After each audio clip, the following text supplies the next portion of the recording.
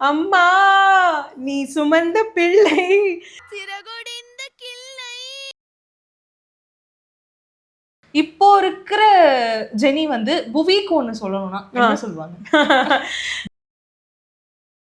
தளபதி சாருக்கு சொல்லுங்க, ஒரு நியூஸ் சொல்லுங்க. நடிக்கிறதெல்லாம் நிறுத்தாதீங்க. நீங்க பாலிடிக்ஸ் போலாம், என்ன வேணா பண்ணலாம், ஆனா நடிக்கிறத நிறுத்தாதீங்க. we really need you தளபதி.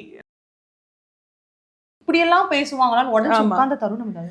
அப்படியெல்லாம் நான் உடஞ்சி உட்காரணும்னா பல எக்கச்சக்கமா இருக்கு. நடிகைன்றதே ஒரு ரொம்ப கீழே ஆக்குறதுக்காக நிறைய பேர் கமெண்ட்ஸ் பண்ணிருக்காங்க. சோ அந்த மாதிரி இருக்கிறதுக்கு எல்லாம் நான் ஒன்னொன்னா ரியாக்ட் பண்ணிட்டு இருந்தேன், உடஞ்சி உட்கார்ந்தேன் அப்படின்னா அவங்க ஜெயிச்சிருவாங்க, நான் தோத்துடுவேன்.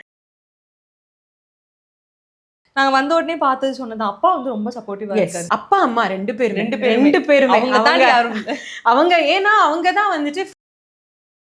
நான் இப்போ ரீசெண்டாக வந்துட்டு ஒரு இடத்துக்கு போயிருந்தப்ப கூட என்னுடைய தேர்ட் ஜென்ரேஷனாக இந்த நான் பிஸ்னஸ் பண்ணுறேன். பட் நீங்கள் எவ்வளோ, நான் ஜென்ரேஷன்லாம் இல்லைங்க, இதாங்க என் முதல் ஜென்ரேஷனில் தான் பண்ணிக்கிட்டு இருக்கேன் அந்த மாதிரி. ஆனாலும் அதை மீறி நாங்கள் பண்ணதுக்கு ரீசன் அப்பாவோட ஃபுல் அண்ட் ஃபுல் எஃபர்ட் கண்டிப்பாக.